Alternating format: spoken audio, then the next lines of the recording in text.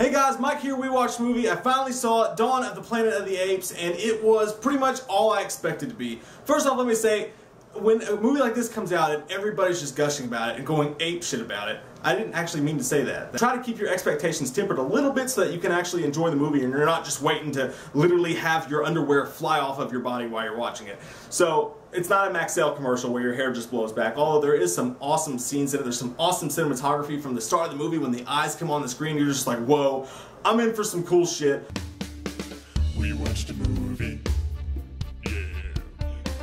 We watched a movie. We watched it. We watched a movie. Yeah. You know what? We did a review. We watched a movie. Eyes of the Planet of the Apes was a really good movie, but it was the movie it needed to be for the time. Like it didn't have any of this crazy subtext, and it didn't have this just mind trip of a feel to it like the first one did. It wasn't the first movie, but it was still a really, really good movie, and it was an entertaining as hell movie to watch. So after Tim Burton's movie and after Battle of the Planet of the Apes, it was widely accepted. Everybody's like, thank God, they made a good movie, and it was really entertaining, and it had all this cool stuff to it. This movie, I can't help when I'm watching it but think of The Dark Knight. When you're watching it, because the first movie, it's like, oh, they brought the apes back and they did it right after so many shitty renditions of it. Kind of like Batman Begins. And now this movie comes out and it takes everything that movie did well and it adds a serious aspects to it and it adds darkness to it and it adds more subtext than the first film had.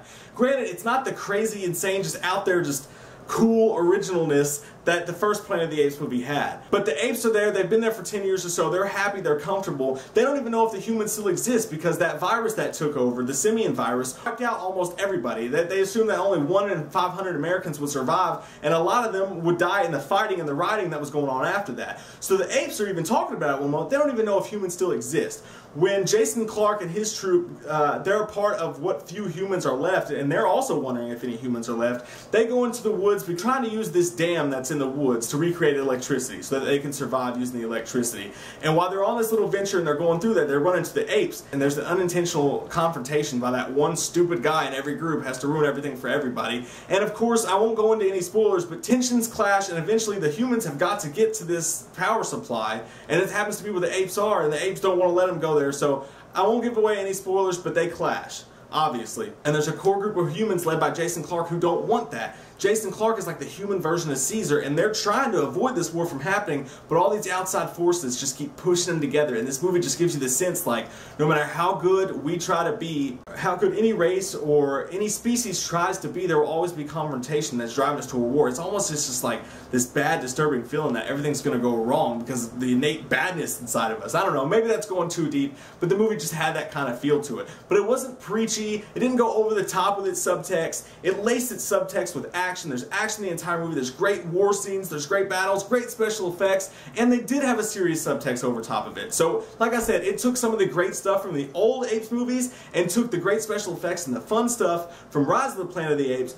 puts them together and makes for an amazing, atmospheric, really dark, but not too dark movie. Still get your summer fun action. Like I said, everybody's been saying apes on horses, all this crazy shit. Apes with machine guns is what I say, and shotguns, because that's freakier than the horse thing to me. And you get some of that just when the war breaks out. The conflict between the apes is amazing. Caesar is out of this world awesome. The acting's good in the movie. Gary Oldman's really good. He's kind of like the leader of what's left, him and Jason Clarke are. He plays a really good role in the movie. They did a better job making the CGI. That was awesome. I mean, when you're looking at the apes up close, I've never seen anything like it. It's what the potential that the first movie had, Rise of the Planet of the Apes, only there wasn't this CGI overlay over it that just kind of ruined it for you. It was so realistic. I've never seen anything like it before. These apes, they did a good job of getting really close into their face so that you didn't have this whole CGI body background going on. You could see their bodies, but it gets really close to their face. The apes had better mannerisms and like emotional faces and things like that than the actual actors did in this movie. And you're talking about going up against Gary Oldman and a whole bunch of really good actors. The apes were the best actors in the movie. It was crazy. Andy Serkis is just, oh my god, the guy's got to get an Oscar for it. If you got to make a category just for him, do it because the guy deserves it. The apes are amazing. Koba, Caesar, everybody. It was just so freaking cool to watch. Some of the apes can speak, but they save it. They don't just overdo it. It's still like in Rise where Caesar says no and you can just feel it. It's just this big important moment. Just about every time an ape speaks in this movie, you get that same feeling, and it's really cool. Another thing, the whole atmosphere of this movie, I could not help but think of Jurassic Park. Just the rain's always coming down, there's always a storm, it's just this darkness that's happening over everywhere in this movie. I absolutely love this movie. I'm going to give it a 9.0, which is on par with the first one for me. I still like the first original Planet of the Apes film better because it just had that just original feel that no other Apes movie's been able to capture since then. Just this crazy out of this worldness. In this movie, I related to The Dark Knight, it's kind of like the Christopher Nolan version of the Apes.